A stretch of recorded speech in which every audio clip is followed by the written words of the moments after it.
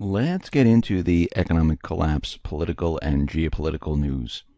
Now, former Obama Deputy Assistant Secretary of Defense Evelyn Farkas, well, she made some stunning admissions during an interview with MSNBC's Mika Brzezinski. While discussing the mad scramble by the Obama administration to collect and preserve intelligence on alleged Russian election hacking before Obama left office, it appears that Farkas, well, she accidentally implicated the Obama White House in the surveillance of Trump's campaign staff.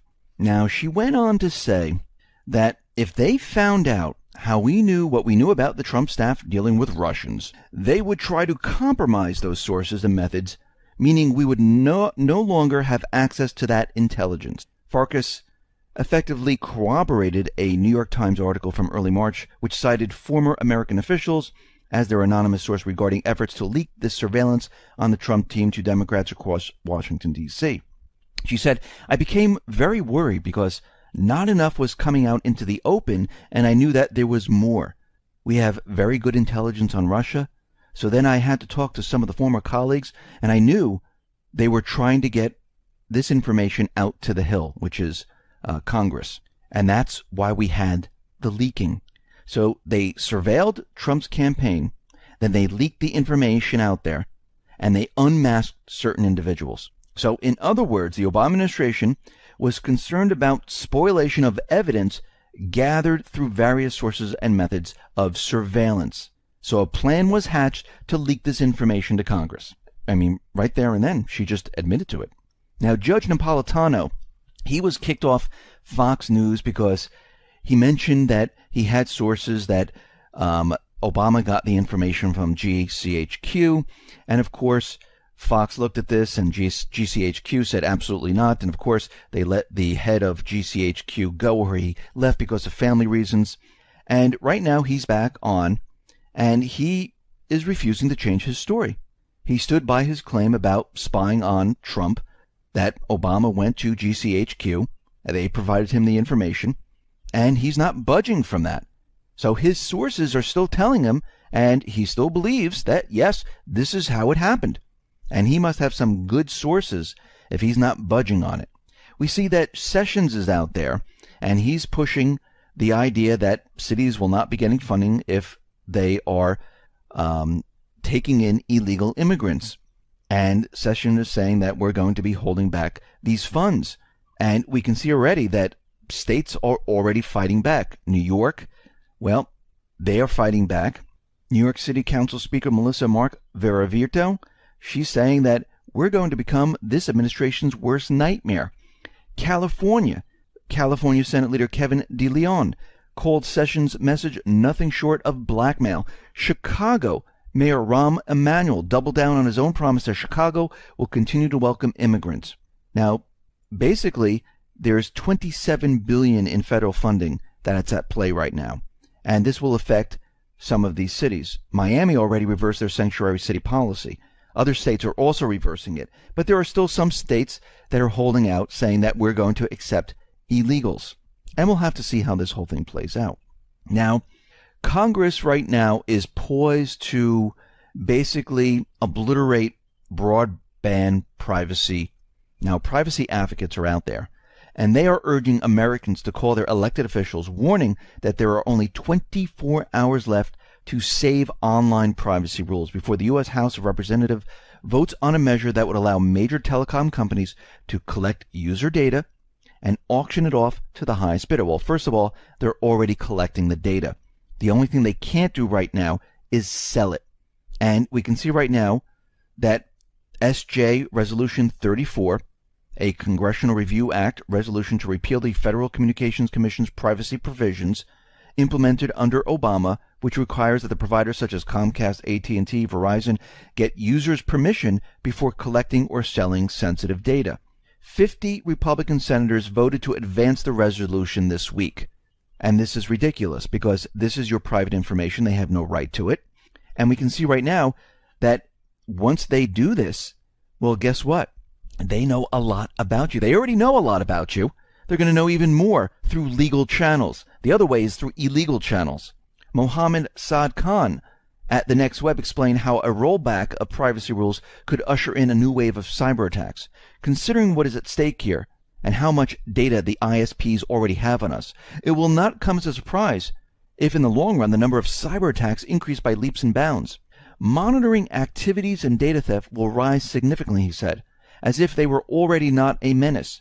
With gadgets, households, and even cars being connected to the internet as part of the Internet of Things, it is not that hard to imagine how deadly a cyber attack could possibly be if things turn for the worst. Now, once they have this information, they understand, what your purchases are, what your surfing habits are, what your banking habits are, and this can be sold to various companies. This information can be used. And what we're seeing right now is this is just another step to a complete surveillance state. And our nation has turned into a surveillance state while most of the people have been sleeping, and it's almost complete.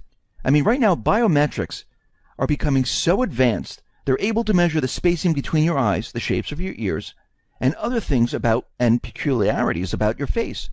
But these differences, well, they don't matter as long as they can be cataloged. All the states pretty much have Real ID, and we talked about this in depth, and these driver's licenses are all linked into a central database and pass through the fusion centers and police departments at local, state, national level. Here's an excerpt from the passport page of the State Department of January 12, 2016. The Department of Homeland Security announced Friday that Real ID compliance identification, such as a passport or driver's license from Real ID compliant state, will not be required to fly domestically until 2018. So you will need this new ID to fly inside the country.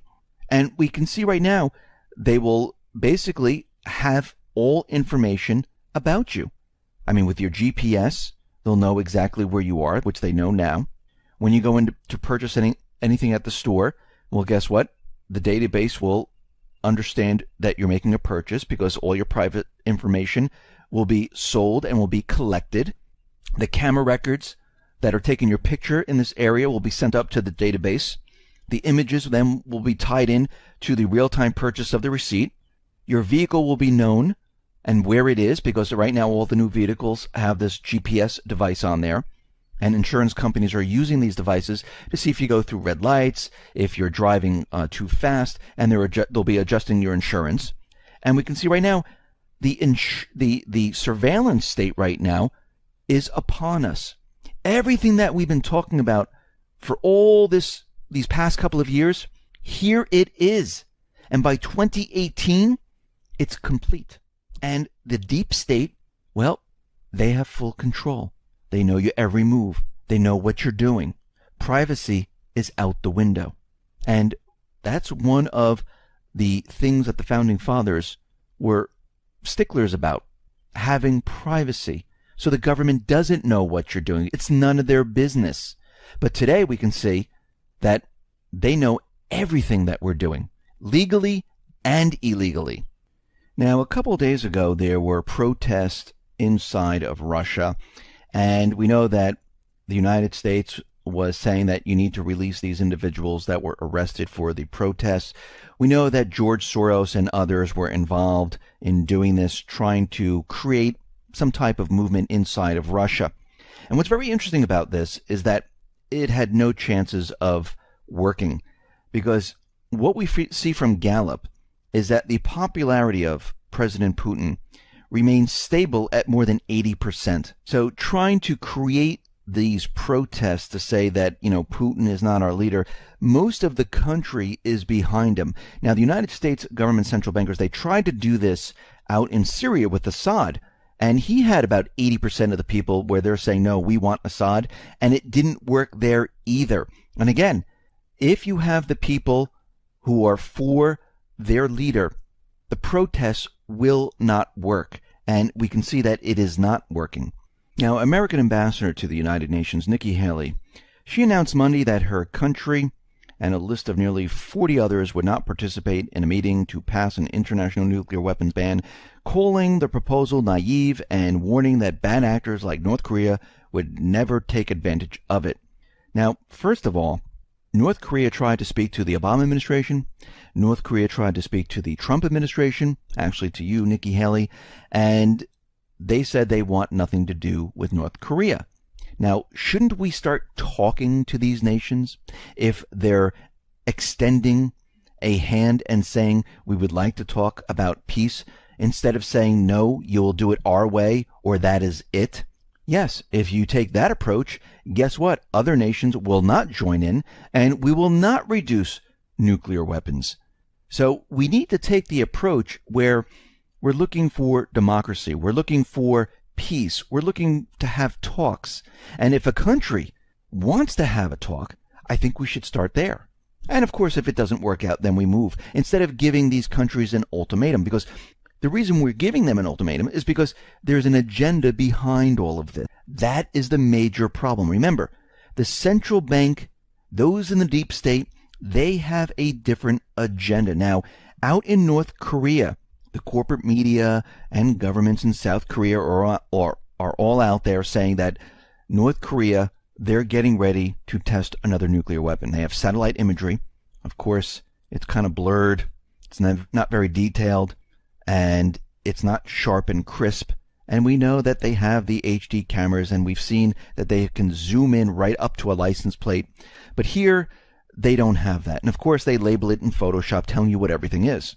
Now, according to the Johns Hopkins University website, North Korea knows when commercial satellites are passing overhead, and they typically try to avoid activities during that time. But from these photographs, we can tell that they're preparing to do something. Now, again, this is all part of the agenda. They're building this up.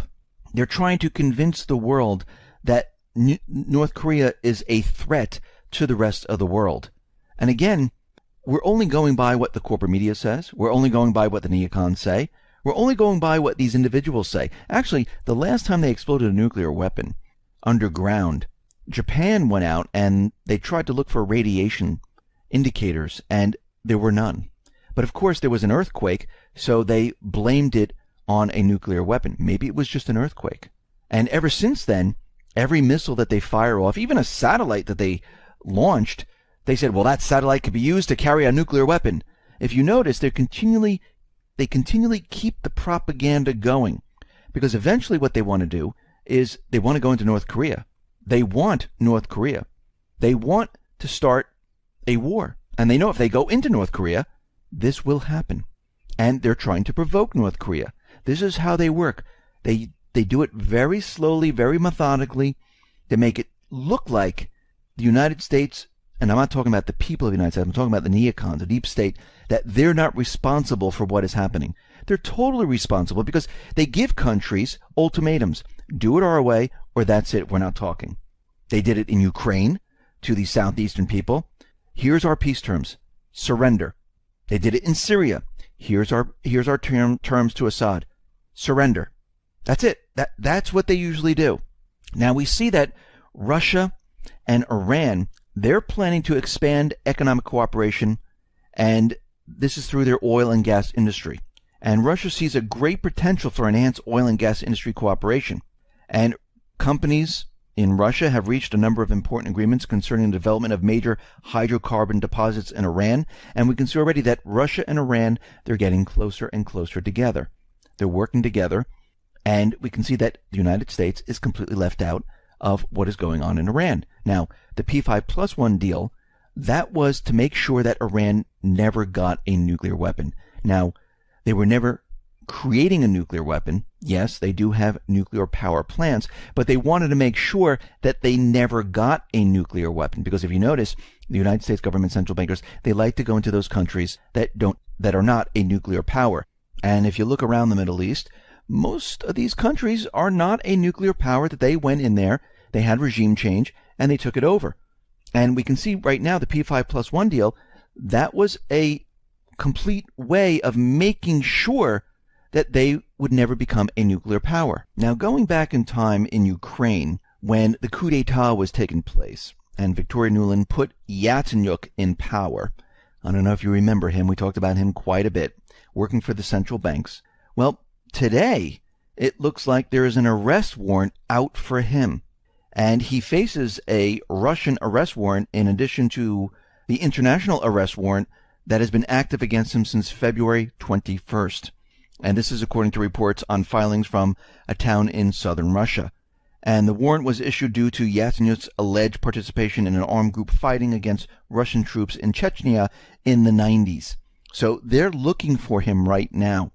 We see that Russia is calling for a UNSC briefing over the deadly bombing in Mosul. And what's very interesting about all of this, I mean, we look at London and we had a terror attack there, and people, are holding candles and they're all outraged at terror. But here in Mosul, we have the coalition forces bombing families, destroying lives, and nobody reacts to it. Nobody is holding candles. I mean, the U.S. is out there saying, well, with our new methods, this is going to happen. So, 200 people died, and there's no reaction whatsoever, which is completely amazing. And right now we can see that, watchdog groups and others, they're looking at the situation saying, we need an investigation of what happened here.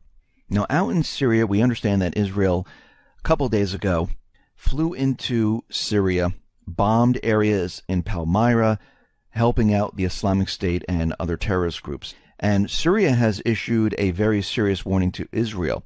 And it quite clearly stated that if Israel attacks Syria again, Syria will respond with deadly force, including the use of Scud missiles against Israeli targets. Now, is this what they want? Do they want Syria to react? Because this has been going on for quite a while, where Israel flew into Syria, attacked some area, flew back out. Syria never really responded. If Syria goes ahead and uses their Scud missile system, which is not really an advanced missile system from the start here, is this what Israel wants? Is this what the neocons want? Because this will allow the war to begin. So we need to be very careful of what's going on here, because we can see right now this could be a ruse to get Syria to do something. Now, remember when I talk about poking and trying to get other countries to do something? This could be one of those times. So we're going to have to see now if Israel does decide to fly into this area once again and bomb in Syria. We're going to have to watch this very closely, because this could kick off something huge. And we can see this is what the neocons, the deep state, the central banks want. They want war to start. And it doesn't matter where it is. It doesn't matter if it starts in Syria, because that will drag in Russia, which will then drag in China, which will then bring in North Korea, which will then bring in Iran. And you can see how this plays out, because all the players are pretty much the same. And we can see right now the Fed has already given the signal, which we talked about in the financial section, where they're already set. They're bringing down the economy. There's no two ways to look at this. The pattern is exactly the same as back in prior to 2008. And when 2008 came, everything came to a crashing halt. They're prepared and ready to do the same thing. They are doing the same thing. So they're all ready to go. And during this whole process and during this period of time, they will need war to start. Why do they need war? Well, first of all, it covers up the entire economic problem. Because it's much easier to say to a population that's at war, you need to sacrifice. The reason why all this is happening, it's not because of the central bank. It's because of maybe Trump, and then North Korea cyber attacked us, or Russia cyber attacked us. We're in war, so we have, the economy that is completely imploding on itself. Everyone needs to sacrifice. We're going to have to declare martial law. We're going to have to put police all over the place. We're going to have to basically control the entire country, because people are going hungry. And this is all in preparation to move us into a third world country, because eventually what's going to happen is the United States most likely will not be the reserve currency of the world. And again, there's no guarantee that the United States will win the war. And I can see right now how many people really want to fight for the central bankers. Now, of course, they're going to implement the draft. Of course, they're going to push this very hard. And we can see right now the central bankers don't care who wins, because they have no allegiance to a country, to a group, to a religion. They have allegiance to themselves. So it doesn't matter to them as long as they're in control of the monetary system. Listen, everyone, thanks a lot for listening. Be well, be safe, and and especially be